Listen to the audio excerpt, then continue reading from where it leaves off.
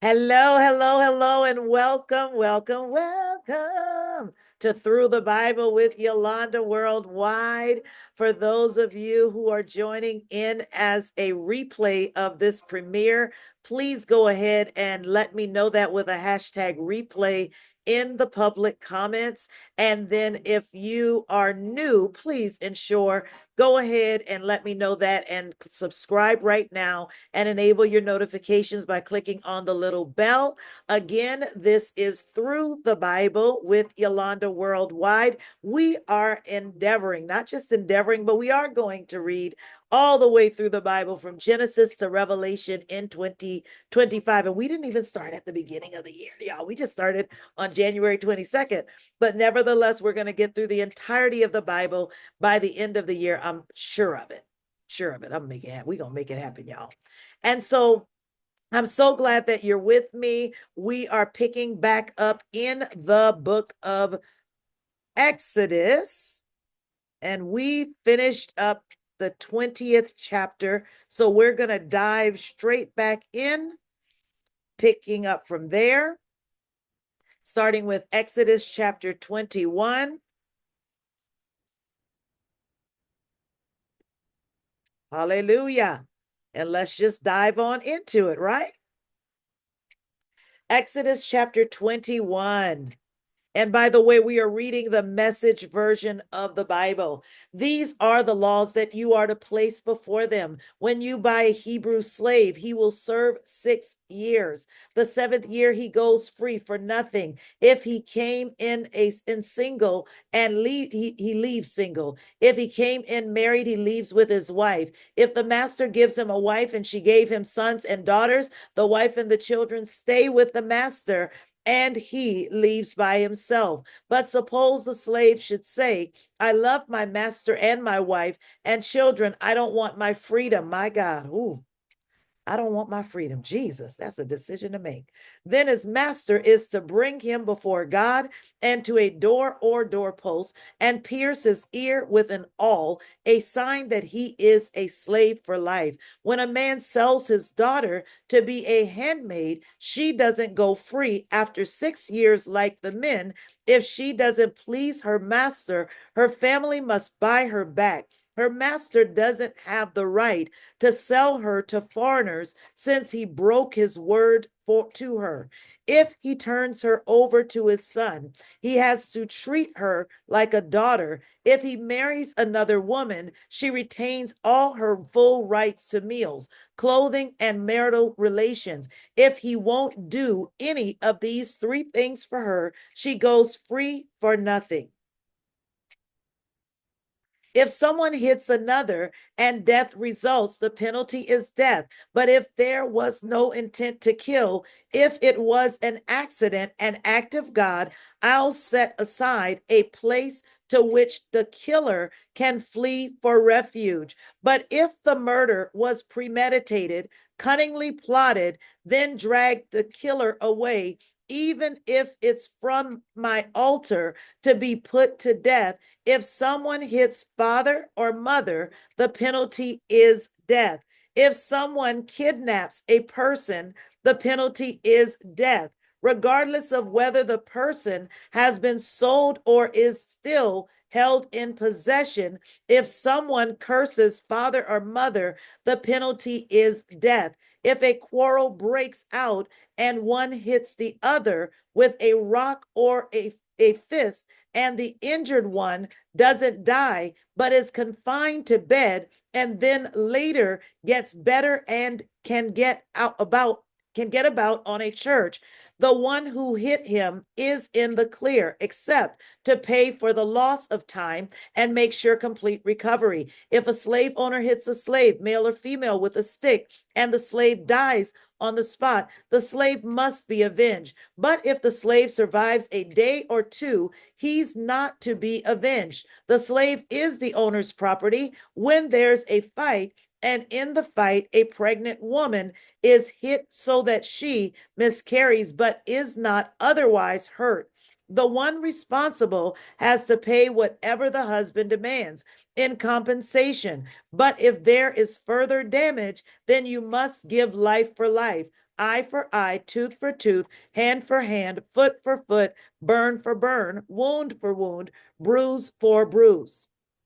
If a slave owner hits the eye of a slave or handmaid and ruins it, the owner must let the slave go free because of the eye. If the owner knocks out the tooth of the male or female slave, the slave must be released and go free because of the tooth. If an ox gores a man or a woman to death, the ox must be stoned. The meat cannot be eaten, but the owner of the ox is in the clear. But if the ox has a history of goring, and the owner knew it and did nothing to guard against it, then if the ox kills a man or a woman, the ox is to be stoned and the owner given the death penalty. If a ransom is agreed upon instead of death, he must pay it in full as a redemption for his life.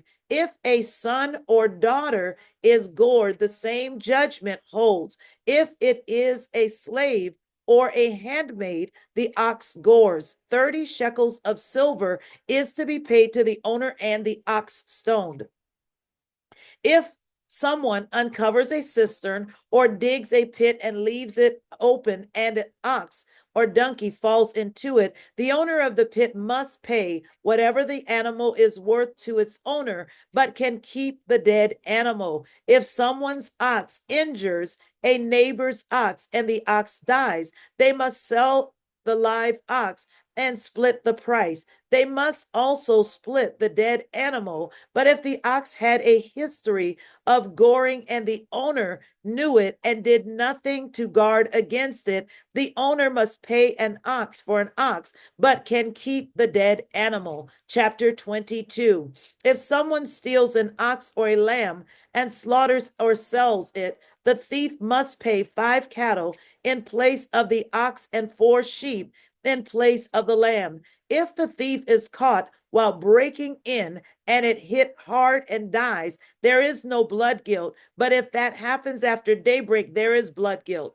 A thief must make full restitution for what is stolen. Come on, y'all. The devil got to pay y'all back.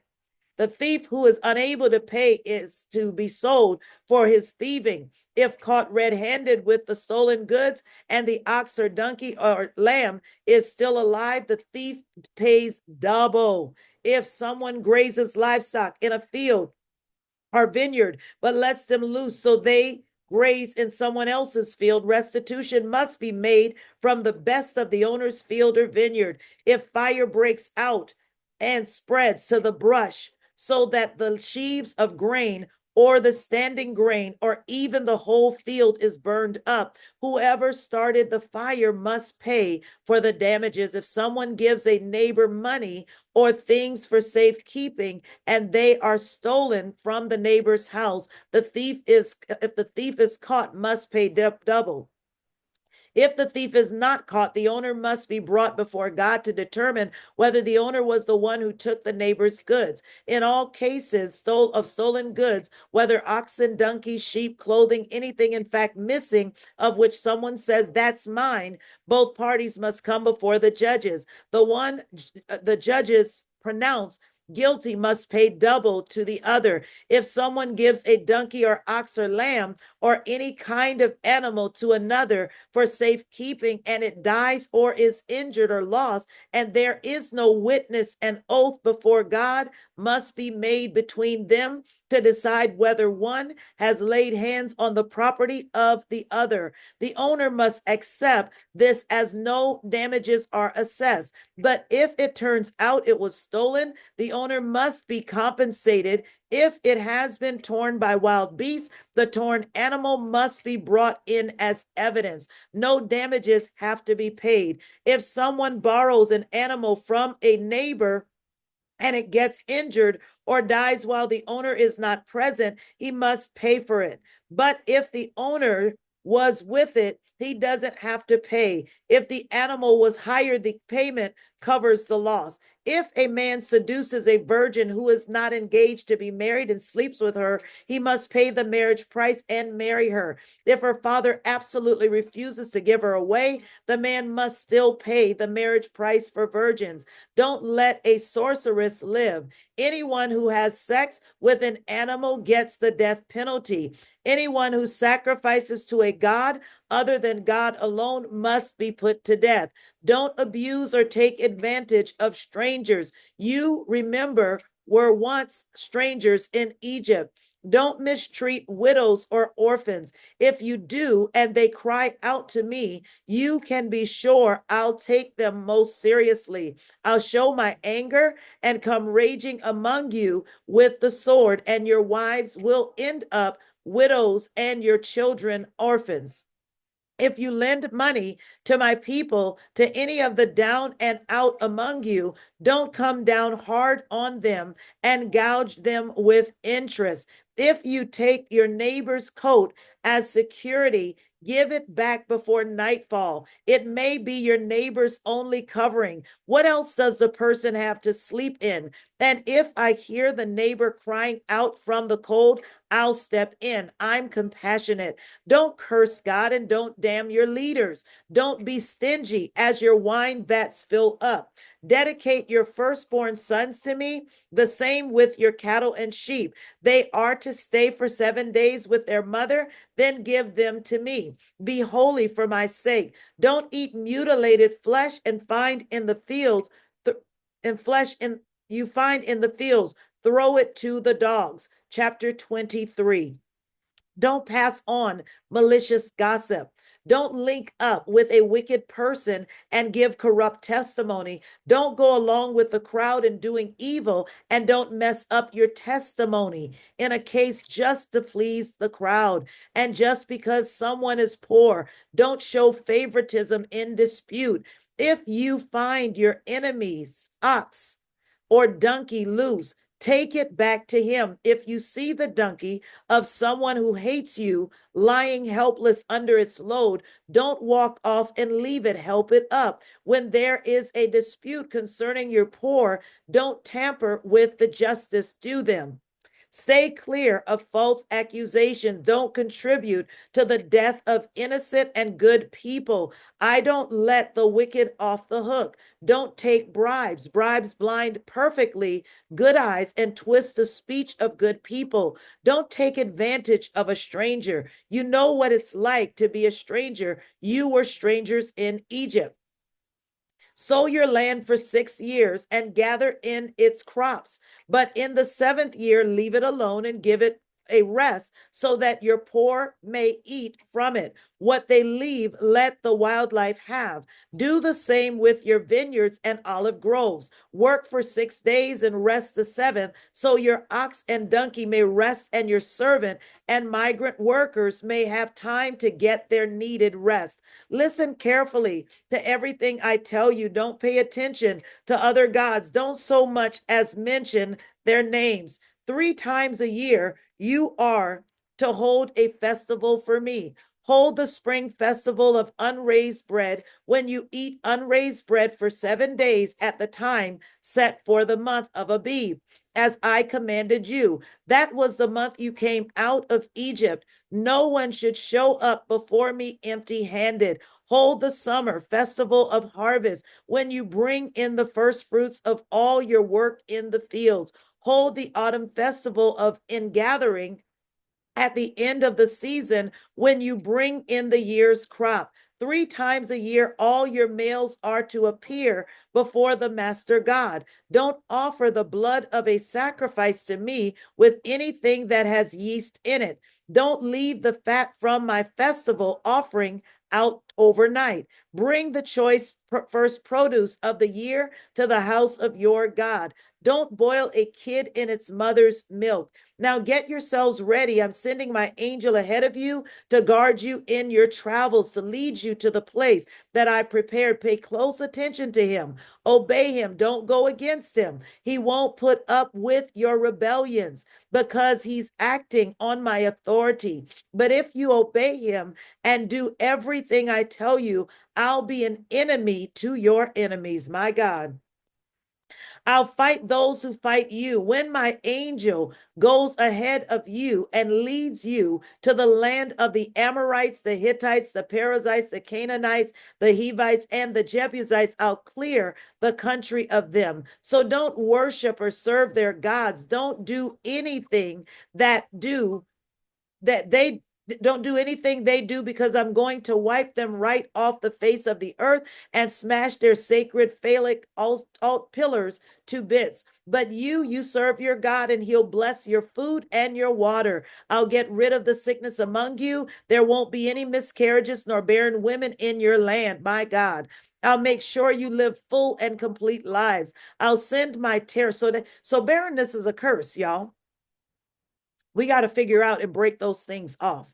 I'll send my terror on ahead of you and throw those peoples you're approaching into a panic. All you see of your enemies is the backs of their necks, and I'll send despair on ahead of you. It will push the Hivites, the Canaanites, the Hittites all out of your way. I won't get rid of them all at once, lest the land grow up in weeds and the wild animals take over. Little by little, I'll get them out of there while you have a chance to get your crops going and make the land your own. I will make your borders, my God, he's going to make your enemies stay and work for you.